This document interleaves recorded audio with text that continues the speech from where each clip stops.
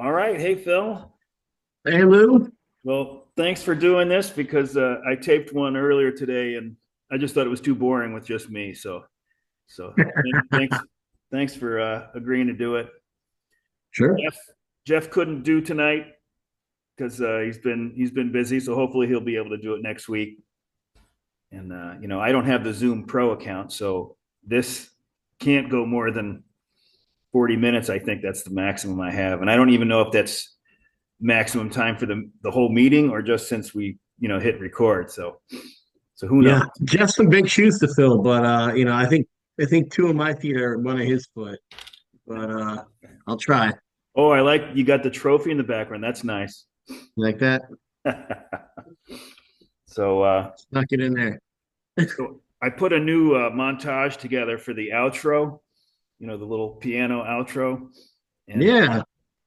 I didn't take as many pictures this year, and I don't know why that was, but I did use obviously pictures from this year, but I kind of just used pictures from all the pictures I had, and a lot from You get last year and this year.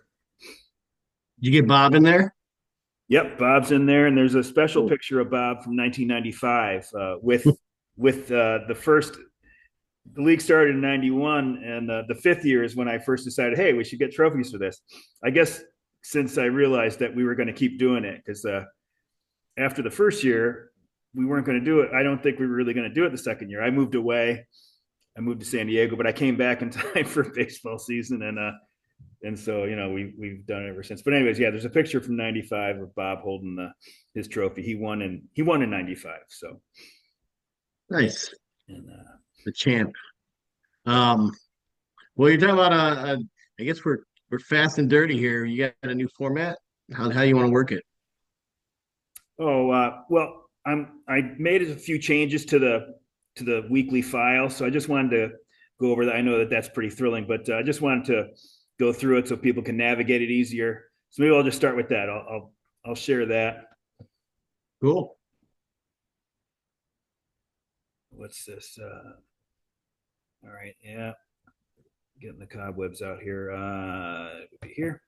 All right, I'm going to share my screen. I know this Knockers has been knocking it out of the park, man. He's got a juggernaut this year, and I helped him build it too.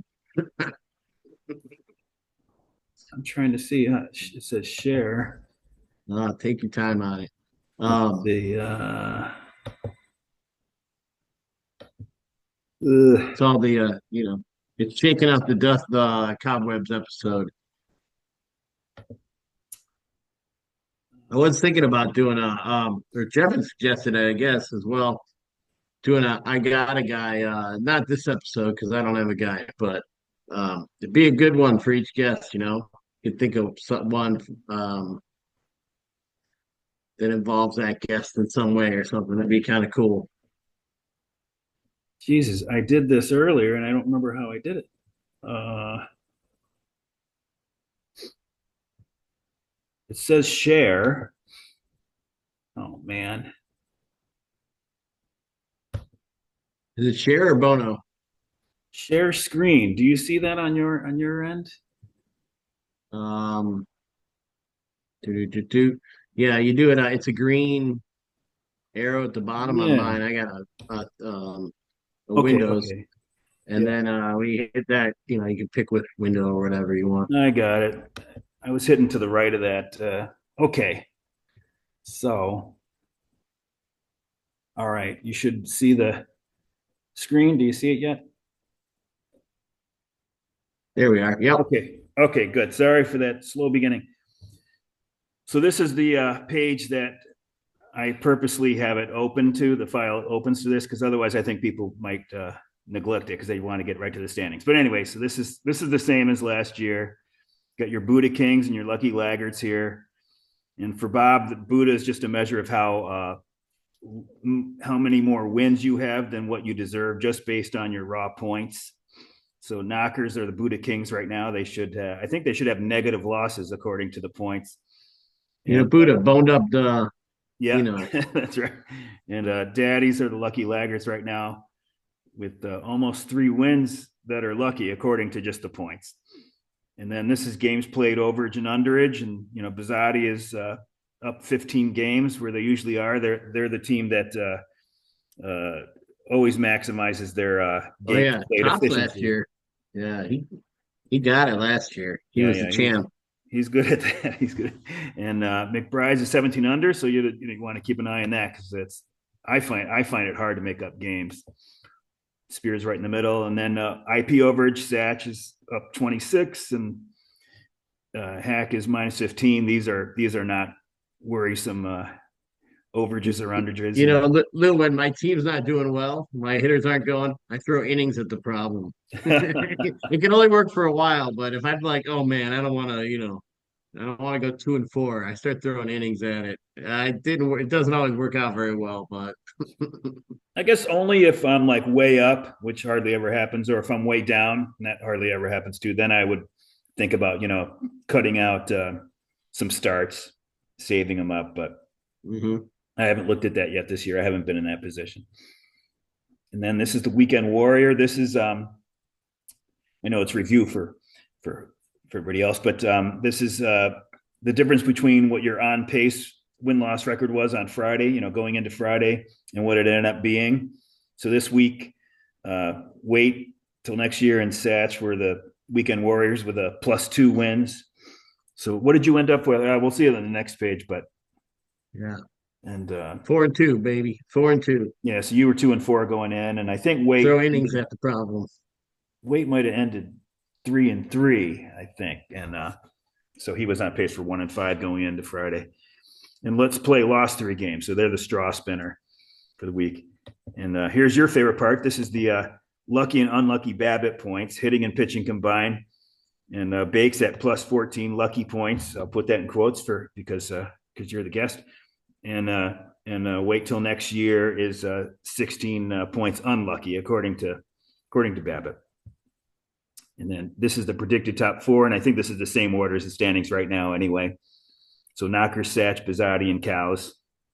Bizzatti's the only one that was in predicted top 4. He was third place last week, so he's the only one. Some of these guys were in the top 4, but just the positions shifted. And then players of the week. You had Daddy's had the cow of the week, Carson Kelly, and Spear had a couple. They had Alex Bregman and Martin Perez for the White Sox. A little note on that is, it's quick and dirty. So, lazy commish TM. It's just going to pull, the best players. So I think Jeff picked up Carson Kelly.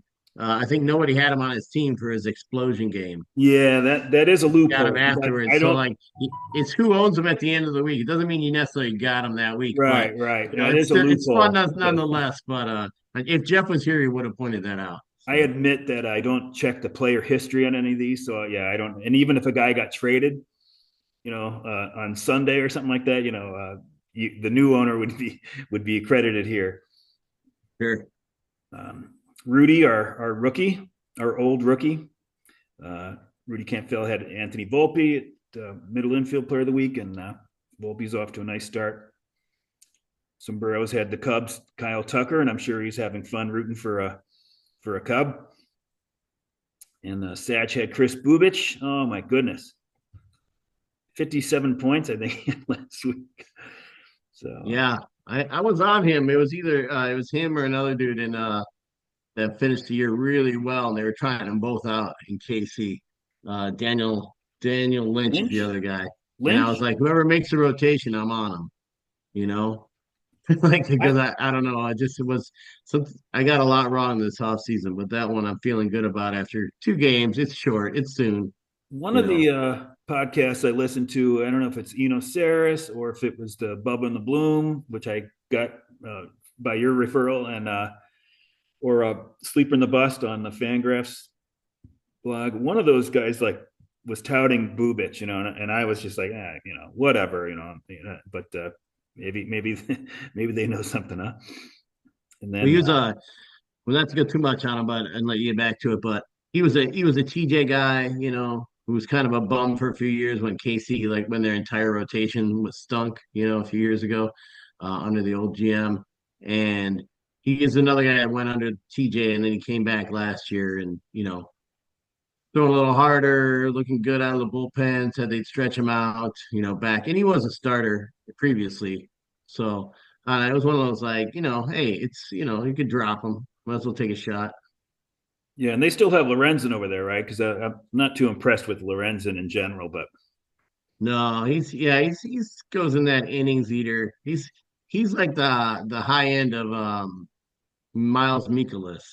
yeah, you know, he's like those type of guys. They're gonna go out there and they'll take the beating on the days they need to. But yeah. Michaelis is like a typical lollygagger pitcher. I don't think I have him this year. I think maybe Bazzotti has him. I can't remember, but yeah, that's the kind of unimpressive pitcher that I, sure thing.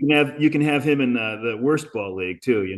So, The weird thing about Mikolas, though, I ran a query on Fangraphs to see about quality starts over the last 3 years, and he was like in the top 10, yeah, yeah. Well, I even mean, as he bad as he's pitches. been. Yeah, he He's a goes force. deep. That's the thing. It's like sometimes you wish they would take him out of the game early, but no, they're gonna let him go. Yeah, well, innings is important in the beer league, and we don't have to worry as much about the quality of innings like you do in roto. So you can get by with a volume guy in our league without worrying too much about what it's doing to your ratios. And Roldis Chapman, who I think was a lollygagger drop, Captain Lockers got him, and he's an R pal this week. So that does it for the glance tab, and this is the main standings tab. So you can see that Knockers went 6-0, and they're 7-1 for the year. They were the team that was they must have been the seventh place team last week because there was one team that only had 2 games last week. So that's why Knockers are 7-1. Everybody else has 9 games. Gotcha. And you can see Hack went 0-6, and they're in last, but only 5.5 back. It's that time of year where nothing's insurmountable. And let's see, Spear and Dads, I pointed out in the email, were 2 of the 3 0-3 teams last week, and they both rebounded with 5-1s this week. So that was good. And even McBride's started 0-3 last week, and they got 3 wins this week. So it's not as good as 5-1, but it's better than nothing. So all right, so that's the standings. And so here's the Buddha. So you can see Knockers. If I go to the right here, like the pictures are covering this up. So you can see that according to Buddha, Knocker should be 9 and -1. So I guess that's not really possible. And the Dads are 5-4, and according to this, they should be 2-7. So And stats are wonky this time of year. I can't tell you the pitcher, but somebody was quoting an early stat on a reliever, and he had a negative. He had a negative Sierra. This just never would happen during the year oh, or that's XFIP the or XFIP or somebody. It's like yeah, after yeah, 3 innings, he was like negative -0.7. I'm like, oh my gosh, yeah. that's some Sid. Oh, what was that Mets book about the old pitcher that comes in? Also, he's amazing. Sid Uh, Finch. yeah, Sid Finch. Yeah. That was Sid from the Finch. April Fool's Sports Illustrated article, whatever. He Yeah, said he threw like Sid Finch. 168 miles an hour or something. Yeah. So good.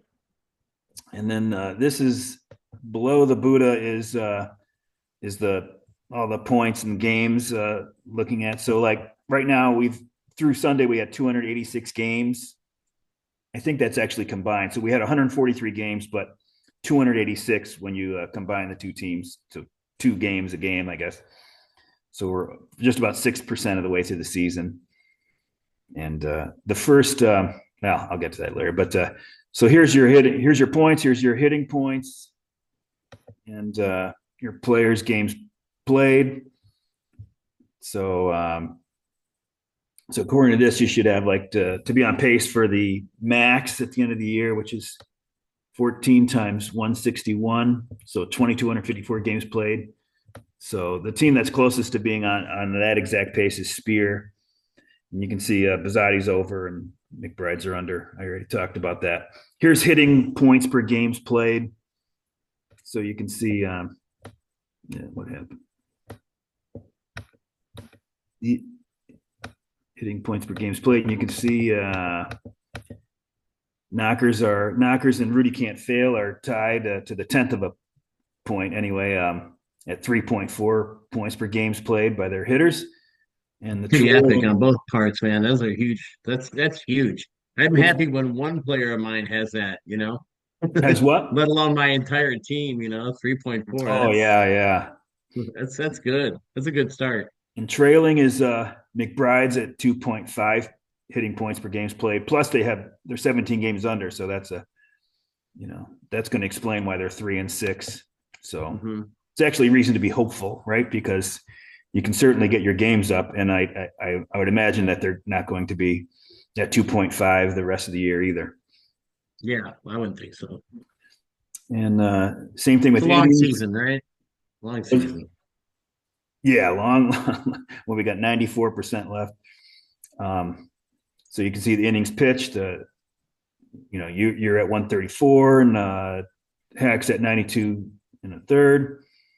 This is your non-save hold pitching points per inning pitched, and the reason I break that out is because I use these numbers to adjust your predicted team total going forward. Um, and if you're up against the innings pitched max, you're going to keep all your save hold guys, probably I would imagine, and you're going to drop out your marginal starters. So that's why I break that Mhm. out separately. So you can see the top guy is weight is at 2.8 non-save hold pitching points. So, but they're and and then trailing is the Gags and the Daddies tied at 1.9. You know, tied at least to It's tenth of a point. Wait, that's no fluke. I could see him being there all year. He's got Skeens and Reagans and Max Fried and Miller out in Seattle, Hunter Brown. I mean, it's a loaded staff he's got Yeah, assembled, and he even picked up some guys that we'd all be happy to have, like Evaldi and Pavetta. I mean, it's pretty sick. And then his bullpen is no slouch. He's got Devin Williams and Hayter in there. I mean, and then lo and behold, who's got Brandon Woodruff's stash when he comes off the the thing? Wait till next year. So oh he's got wow. pitching on lockdown, man. His staff is just crazy. Yeah, well, that RotoWire projections on Yahoo, utilizing that best case scenario method I used, whatever, it had weight finishing in the money this year. I think it was third, right? It was Yeah. play won the Hmm. kiss of death, and then I think it was McBride's was second, and then weight, and I can't remember the fourth one. Uh, It evens out after a Jazz. while, but the first couple of weeks he'll probably be like, he'll probably get up in the 6-0 and 5-1s just on his pitching. But you know Yeah. how it is with those all year he's got a bunch of number one and two starters. So like he'll get one of these weeks he's gonna have two starts from all of them, and just destroy us. And until they start getting off, one guy gets on the bench for a while with an injury or something. But early on, it's kind of like after the All-Star break. All the good pitching lines up against each other. Especially like nights like tonight, the Mets played was like 42 degrees, and Yeah, it's a 2-0 game. I mean, it can't feel good to be swinging the wood bat in that kind of weather. In fact, they even stepped up tomorrow night's game to 4 o'clock because of the cold weather. And I heard some other game is I think the game in Detroit is moved up. Maybe even today was moved up, or at least tomorrow's is moved up to like an afternoon start. I was listening to some of the Toronto game. They, who was it? No, yeah, I think it was Toronto. And the announcers, I listened to some of them on the radio, if I can find the station. And he was talking about how MLB is doing a better job of that this year. I was like trying to look ahead at the weather schedule and move up games accordingly I don't to know try why and get they them in. why do they schedule a night game in beginning of April in Detroit or whatever? You know what I mean? It's like yikes. I mean, you can anticipate that. Yeah, you might luck out. It might be all right, but it might It's not. the money. It's the money. Yeah, I guess I'm being It's naive. the money. Better ratings. If not, even if you don't get the fans in the seats because the kids are out of school and it's freezing, at least you'll get the folks in the bars and Yeah. hypothetically. Or heavily schedule the start of the season down in down south. I mean, I guess they probably do that. I'm sure that they've considered everything that I could think of. Right. So And then all those teams will complain because they're like, we have to play all our games when everybody's in school. You know, I just want to point out this one thing too is I keep track of the minimum, the team with the lowest ratio, hitting points per games played, and also the non-save hold pitching points per inning pitch, because I use these figures. So like when you have a maximum and I'm cutting out some of your production, I'm not going to use your overall team ratio. I think it's more likely that you're going to replace, your worst hitter, or your worst starting pitcher. So I'm using this as an estimate, the lowest ratio as an estimate of what that marginal talent level is. So 2.5 hitting points per games played and 1.9 non-save hold pitching points per inning pitched. So, anyways, all right. So this year, I added a few tabs to more tabs is maybe makes it more complicated, but it's also you don't have to scroll as far down on any of these as you used to. This is the only one that has three separate sections: the standings, the Buddha, and then this points stuff. So I put the prediction uh, model in its own tab, and then I had it open up to just the sorted part, but the stuff above is all the numbers behind it. But so in my original email, I had said that we were 5.8% correlation, but that's actually the amount of the season that's gone by. The correlation moves a little faster than that. So according to the years 21 through 24, we had a 12.1% correlation through this part of the season, through 9 games, through one half week and a full week. So without using any tempering of this, knockers are predicted for a 143 and 12, and hack is at 14 142. So that's obviously that's not going to happen like that. So then with the tempered one, it brings it down a little bit to 86 and 70 and 70 86. And then I thought that's still a little too wimpy, right? So the standard deviation method, which used the variance from last year, if the amount of wins and above or below average the final standings had, I use that as a predicting what this year's variance would look like or whatever. So using that as an approximation, knockers would have a 106.49 and hack 51 105, and that's just based on what's happened, and I guess it does adjust for the innings pitched and the games played and stuff like that. But anyways, just to explain that, and this is the tab that I'm having the most fun with to do the weekly emails, because I'm finding more interesting things to say than I did before, because I can look at what you did for the week. So like you take capital knockers down below. These are the stats for the week, all the different like ratio stats I could think of. But this is the the very ranks. bottom. So Okay. you look at the ranks and you can see knockers. They weren't number one in any of these categories, but they were second in OPS. And their pitching was, kind of mediocre. It wasn't the greatest. Save percentage kicked But up. I gotta say again, the BABIP does not include home runs.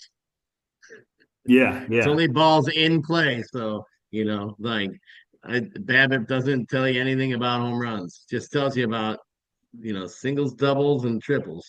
Yeah, I think that people could be overestimating how they're adjusting BABIP based on hard hit, because a lot of those hard hits are homers, right? So I think that you'll be underwhelmed if you're adjusting your BABIP just based on hard contact. You got to get hard contact that didn't end up as a homer, and I don't know if they have that kind of thing, but I've seen yeah, it. I mean, yeah, BABIP's more. Yeah, obviously, you see it everywhere, and we'll get right back on page in a minute. I won't ride this horse into the sunset, but I will say that I have seen some things where they just call batted balls. oh, okay. They call it batting average on batted balls or something like that. Yeah, Um, that would be a like little. like BAB or something. And then that way it's like, yeah, home run's a hit, and it just kind of gives you a clearer image. But I understand it has its purpose. If you're trying to figure out, like a ground ball pitcher, it's really important. What was I saying? So All right, so Knockers got there this week from their hitting really, and they had a sizable. They had 525 points. They were pretty far out ahead. Yeah, And like then 70 almost points ahead. we look at the team that went 0-6. Hack, um, hit okay. It's not bad. Middle of the pack or slightly better, and their pitching wasn't bad either. I don't know how they went 0-6. Maybe they had a I don't know. I don't know. But you can see here, I use this as an example. Wait till next year. Had the lowest OPS in the league last week, and Rudy Can't Fail had the highest OPS, and they were reversed in ERA. Wait was number one in ERA, and Rudy had the worst ERA. So you can see up here what it was. The OPS, Rudy Can't Fail had 1,062, and Wait was 509. So that's what the question I said in the email was like, geez, how did Wait end up? What was it, 3-3? And Yeah, Rudy was 1-5. I think that's what it was. pitching, man, pitching. Gotta have it. Yeah, Rudy was 1-5, and Wait was 3-3, and if you just looked at the hitting, you'd be like, that doesn't make any sense. But then you see that those were the two teams that were exactly reversed this way. Rudy had the 5.68 ERA and a 1.70 WHIP, which was 5.68 was the highest ERA, and the 1.70 WHIP was only second to the Dad's 1.73. Yeah. And then Waite's ERA was 0.48 for his whole staff for the week, and a 0.83 WHIP. So it's pretty incredible. I mean, we talk about his staff, but Rudy's offense, it helps to have four Yankees now. At least early on, the Yankees are swinging a hot bat. We all know that. But he's had other guys with hot bats like Ramos and Alonso, and then Herrera, who just went on the injured list, I think for about a month with a bone bruise of on Herrera for the Cardinals. But Springer's Oh off yeah, to the a catcher. Yeah, rebound yeah, this I just year. saw that. Yeah. He's really got a loaded he's got a pretty loaded offense. That's not even like throwing in, guys like Eugenio Suarez. There he is. They must have baited and then poached player, and he's off to a super hot start to start the year. So yeah, he's got a This good squad. this rates and ranks season is exactly like the rates and ranks week as far as it's how it's laid out, but it's just for the season. So pretty self-explanatory. And this raw tab is just where I copy and paste the stuff from Yahoo. So Yeah, it's just like it's the raw tab. yeah, that's yeah. You know, if you want to get the if you want to try and get the Google sheet pregnant, All right, so I'm gonna that's the tab to be on. see. Oh, oh, oh, oh. All right. Ooh, you're kind of frozy. There you go. So what else you want to talk about? We got these crazy. Did you listen to that Rates and Barrels where they interviewed the guy that makes bats in Wisconsin and I consults did. with players I uh did. Let me about the new torpedo bats? I saw that he kind of disagreed with the torpedo because he was saying the weight at the end of the bat serves a very good purpose, and that that is I don't know what you would call it in physics, like the centrifugal force. I'm not really sure, but even though it's not the part that's involved with making contact with the ball, it's still driving the bat. So I think he slightly disagreed with torpedo Well, he bat was thing. kind of saying that like the best bat for you is the bat. Yeah, it helps have a bigger sweet spot, but it's also really important to like have the balance right for like how your swing is, Yeah, yeah. So because yeah, it does bunch the mass, but like it's also really important to not. So for some players, the weight distribution wouldn't be right for their type of swing, yeah, so he's been doing this for years. There's already players and it that would slow them down to the there's point, already you're players like, that what are have we doing? individual. Mhm. What does it say? I'm running out of time. Oh boy. Uh, so we can just say this for. You know what? I wanted to look at this one thing here. I looked at home runs, and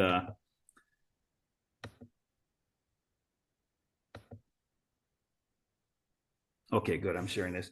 So I got this from Fangraphs, and I was going to compare what's the home runs per plate appearance and the runs per game that we've experienced so far this year compared to last year. And I realized it would be apples to oranges to compare it to the whole season. So I looked at last year, March 19th through April 7th, which equates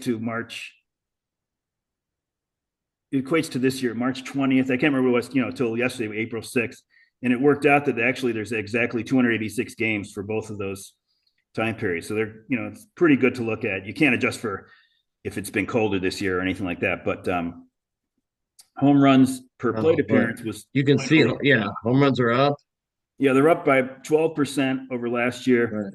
but the runs are actually down about 1%, a little over 1%. So I don't, make sense of that. But so runs per game and the home runs per plate appearance. So I did look at that, and of course, these will be Well, better. guys are, strikeouts are strikeouts are down surprisingly on that page, which I'm surprised by.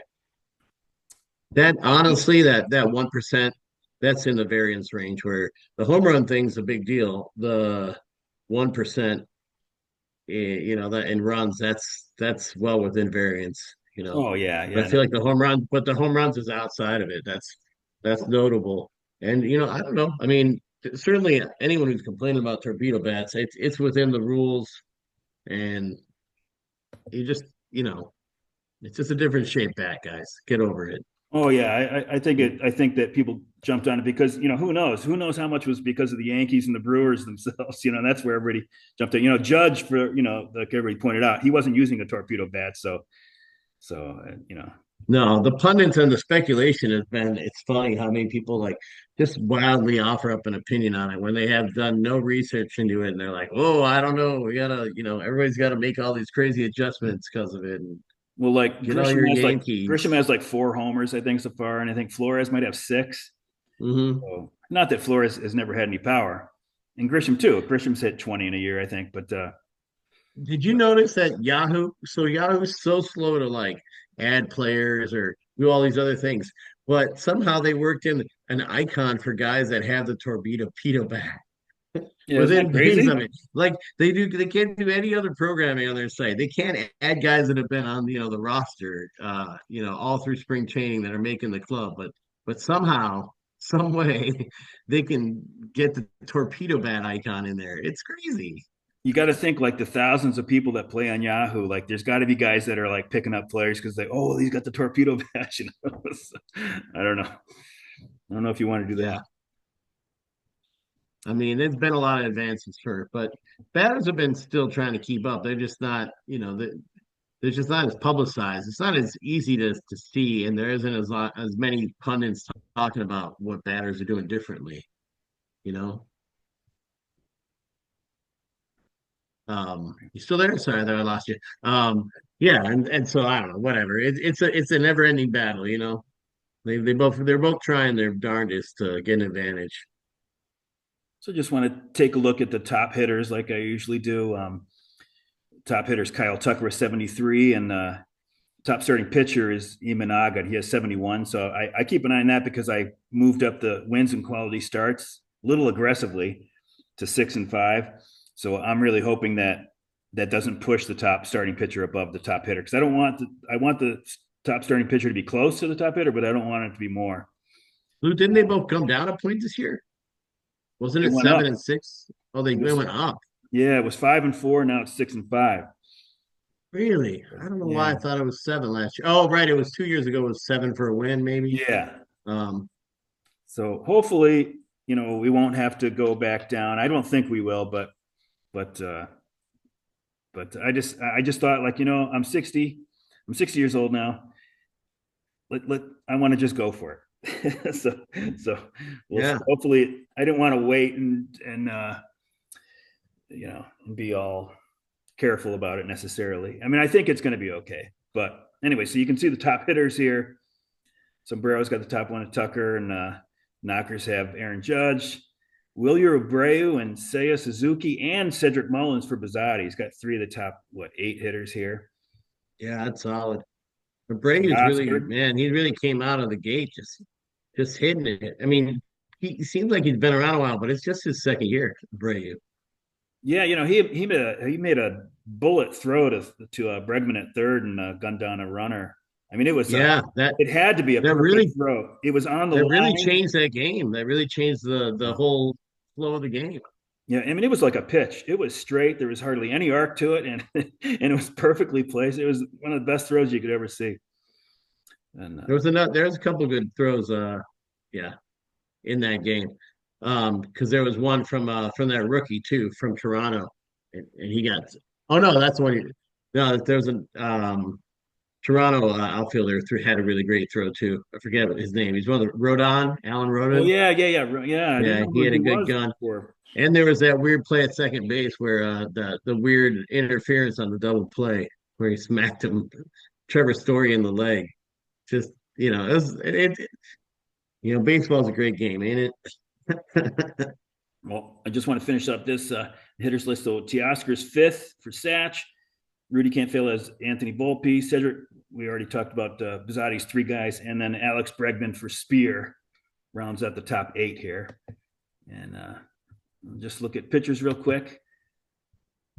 All right. And Shota, top pitcher for McBride's.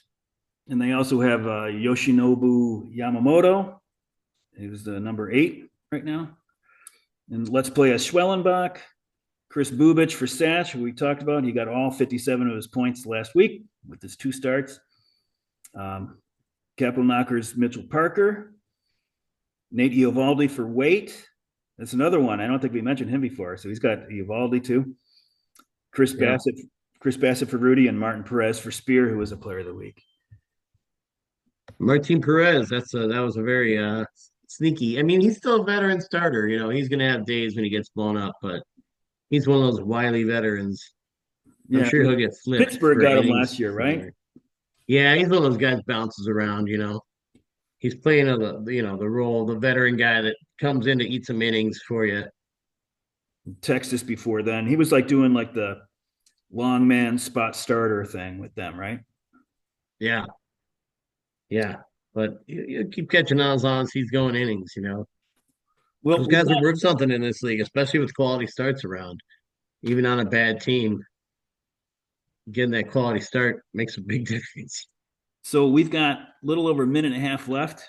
I got no choice in it, so just wanted to see what you think about the Vlad contract because I don't think that's a smart move, and I guess there's franchise things to think about, fan base stuff, but 14 years.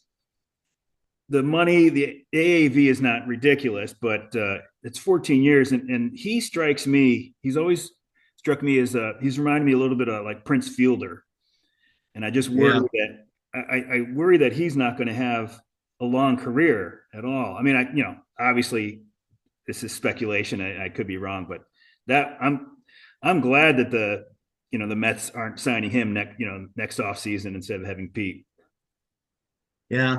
No, I mean it's a lot. It's more than you should have got paid. But you know what? Instead of a hometown discount, how about a hometown? Good for us to keep him. He's an entire country's best player. Yeah. Anybody who's rooting for a baseball team in Canada is rooting for Toronto, and he's the best guy. And Bichette Inc. isn't carrying that torch, so Probably like locks up a lot of stuff for him.